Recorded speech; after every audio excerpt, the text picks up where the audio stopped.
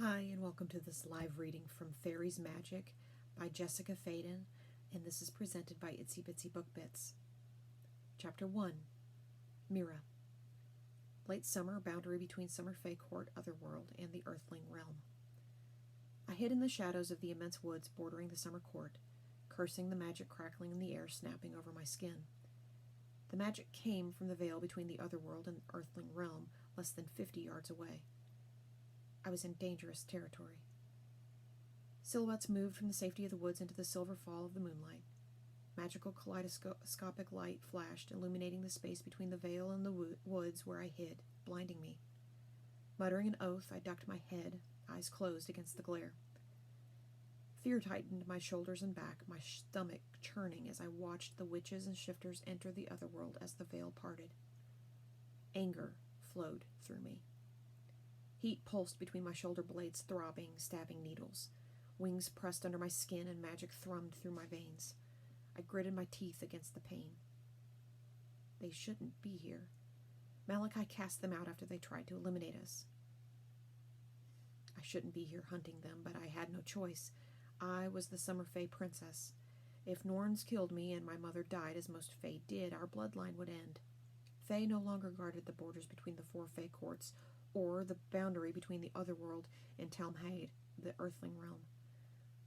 Magic crackled around me. The air was heavy, charged, and oppressive like right before a violent storm. Oh, it would be violent. They crossed a line. I mouthed a spell, concealing myself, and drew my long bow. Pain spasmed through me, my skin pulsating with heat and agony, my blood on fire. Tremors racked my body. I fell to my knees, dropping my bow. What the hell? This isn't normal. A simple concealment spell, no spell, should bring me to my knees. My magic wasn't untaught or uncontrolled. Blood roared in my ears. I swore, standing. I drew my bow, cursing my trembling as I fought to steady myself. Shifters prowled the area. I retreated into the woods as silently as I could manage, hoping they didn't catch my scent, hear me, or sense my movements. Magic flashed in the distance. Shrieking chilled me, my stomach dropping and clenching, sweat plastering my hair to my neck. Snarls and growls drowned out the agonized screams as they attacked a Faerie. Who gave them the spell to part the veil? I swallowed, watching as magic brightened the woods, shouts echoing as other Faeries appeared and fought our assailants. Padding footsteps and hulking silhouettes of the shifters moved through the wilderness. Nearby snarls and growling drew my attention. Silver eyes watched me, brilliant and swirling with magic. A magnificent wolf with dark auburn fur stalked toward me. I drew my bow, aiming the arrow at the wolf's throat. The silver arrowhead would kill the shifter. Musk and spice filled the air. The shifter held my gaze. My throat tightened as the silver eyes widened, pupils dilating. He growled, almost whining. I released the arrow as the wolf lunged. Violent light filled the darkness. Snarling and howls of agony morphed into muttered curses as the magic faded. Hands gripped my wrists as a heavy weight tackled me. Blazing silver eyes glared down at me. His eyes dulled as the magic left the man pinning me against him, his irises darkening to a stormy steel gray. He gasped in pain, blood leaving his face. Feathers brushed my stomach. I glanced down, bile rising in my throat as blood dripped around the ash shaft. Magic thrummed through me, followed by sharp pain along my back and shoulders. Tears burned my eyes as he met my gaze. His lips moved. I blinked away the tears so I could read his lips as he swore and gasped. "You are magic bound," he mouthed. The shifter coughed, choking as my arrow dug into his abdomen, right under his ribs. Blood dripped down his slick torso, soaking the tunic I wore.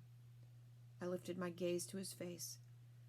Moonlight highlighted the high planes of his cheekbones and his full, firm lips as he gasped, eyes wide as he stared at me. Guilt and confusion warred in me, my stomach churning and tightening as heat washed over me. What did he mean? Why did a Norn, a shifter, look at me with pity? Gray eyes gazed down at me, soft and sad. I shouldn't have shot him. Howls broke the silence, and my body tensed and flinched. If the Norns found out what I'd done, run, my pretty Fae, before they hear you, or before the one who shot me attacks you.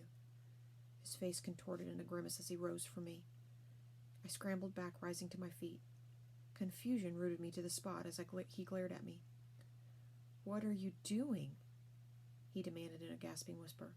"Run! Now!" He doesn't realize I shot him. Bile burned my throat as I turned and tore through the woods. Snarls, howls, and padding feet followed me. Gods, I wished I could fly. Pain stabbed my back as my wings pressed against the thin barrier of my skin, magic prickling my flesh as the bones, muscles, and membranes ached to break free. Damn it, it shouldn't hurt this much.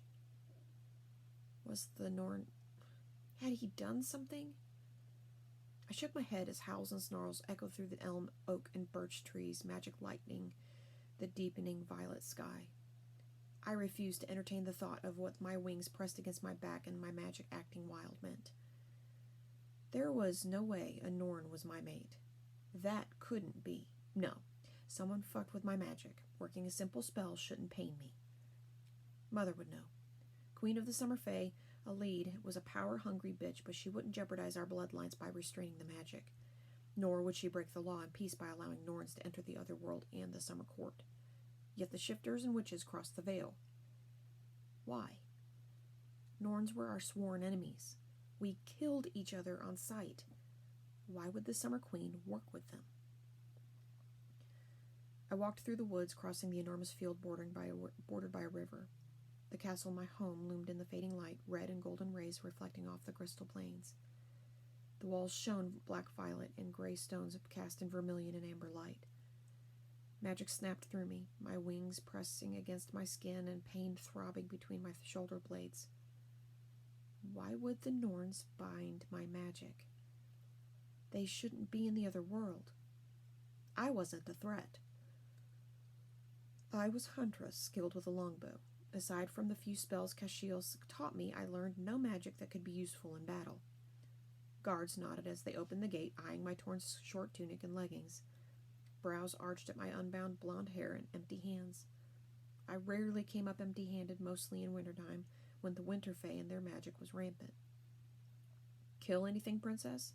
the captain, an older Fae about 150 years old, asked. Brant acted more like a father figure than my actual father, who disdained children and was distant. Brant taught me to hunt and how to defend myself with a dagger. "A couple wolf shifters," I said, crossing my arms as I braced myself on my left leg. My right ankle throbbed from my fall where the Norn tackled me. Heat washed through me at the thought of his muscular body against mine and his hard... I shook my head. So I was a female and he was attractive. I regretted shooting him. He tackled me out of the way of the Norns, protected me, and he let me run. Brant's brows arched. "What are Norns doing in the other world?" "My question exactly," I snapped, my annoyance at my strange emotions fueling the words. "When you get a moment, either later tonight or tomorrow, I need some advice." His lips curved up. "Very well, Princess." I nodded, hiding my smile. A few guards chuckled. They knew Tristan and I were lovers. He wasn't my mate. Even if I was magic-bound, that shouldn't affect the mating bond. I ascended 3 years after I turned 50. Not being able to work my magic was new. I'd been lovers long enough, so I'd have responded like I did to the Norn wolf. Shivers danced over my arms. I shook my head. No, it wasn't possible. I'd ask Mother, but the idea was ludicrous, not impossible. Our chance encounter rooted the idea, faint and irking, but enough to drive me mad. A story Kashiel had told me years ago flitted through my mind. Larissa, an autumn fairy, went half mad searching her mate, until she crossed the veil into the earthling realm and found him. Her mate, Eric, was a Norn shifter. The Winter King almost killed him until Kashiel's father threatened war. The autumn fae females were diminishing, mates were rare. Kashiel needed to find his mate to protect his court and assure the magic survived. I shook my head. Kashiel was lustful, sex incarnate, and indiscriminate in who he bedded. If he found his mate, his magic would change and act wild as it did for most fairies, especially the royals. I entered the castle, the heavy oak doors crackling with magic and the silver wards as they swung open at my command. Agony jolted up my arm through my body. My back pulsed as I stumbled forward, crumbling to my knees on the white marble floor. "Princess!" Several Fey thralls flew forward, catching me as I fell, my eyes blurring, light flashing, and colors moving. "What the hell?"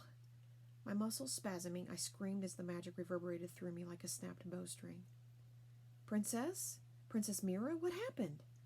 Frantic voices demanded answers I didn't have. My ears rang as my stomach twisted, agony stabbing my shoulders and arms. I grimaced, wiping the sweat from my scalding face and brow as I fought to focus.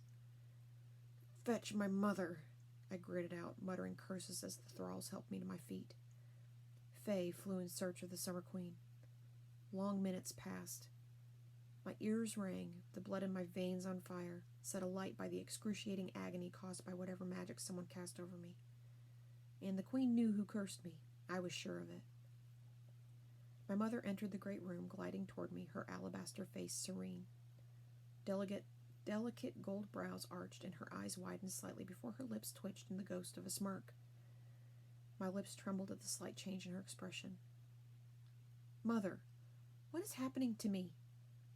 She glanced at me, her ghost of a smile growing as she turned away. "Nothing that shouldn't happen. Don't use your magic and you won't be harmed."